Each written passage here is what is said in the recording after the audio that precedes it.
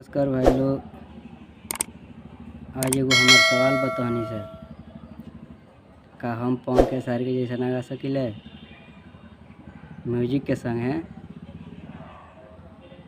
अगर गा सकीले तो कमेंट में लिख के हमरा बताई कि हम म्यूजिक के संग गाई आ गा के तनी के मनोरंजन कराई। एगो गाना गाओ तनी, वो गाना के सुन लो जा कि हाँ ई आवाज़ म्यूजिक के संगे अच्छा लाग सकेला कि ना। जरत दीवाना के करे जाबा काम न करत भेजाबा। जरत दीवाना के करे जाबा काम न करत भेजाबा।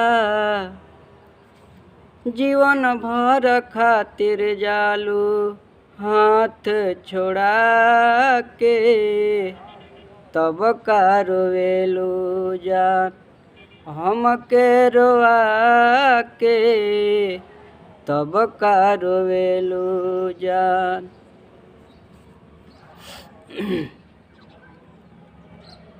कहिले न रहनी तहसे प्यार बरियारी पल भर में तूर तारू बचपन के यारी। कहिले न रहनी हम प्यार बरियारी पल भर में तूर तारू बचपन के यारी। कहला में के कराया गइलू बीतल बात भुला गइलू। कहला में के कराया गइलू बीतल बात भुला गइलू। आसरा प पानी फेरलू सपना देखा के तब का रोवेलू जान हमके रोआ के अब का रोवेलू जान हमके रोआ के अब का रोवेलू जान।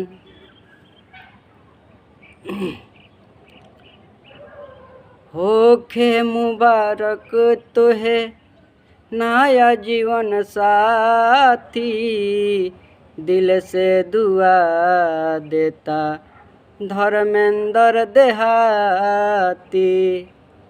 होखे मुबारक तोहे नया जीवन साथी दिल से दुआ देता धर्मेंद्र देहाती। तूरी के प्रीत के डोरी हो ताकन हमारा ओरी हो। तूरी के प्रीत के डोरी हो ताकन हमारा ओरी हो। सजना के संगे जइहा मंगिया भरा के तब का रोवेलू जान हमके रोआ के तब का रोवेलू जान हमके रोआ के तब का रोवेलू जान।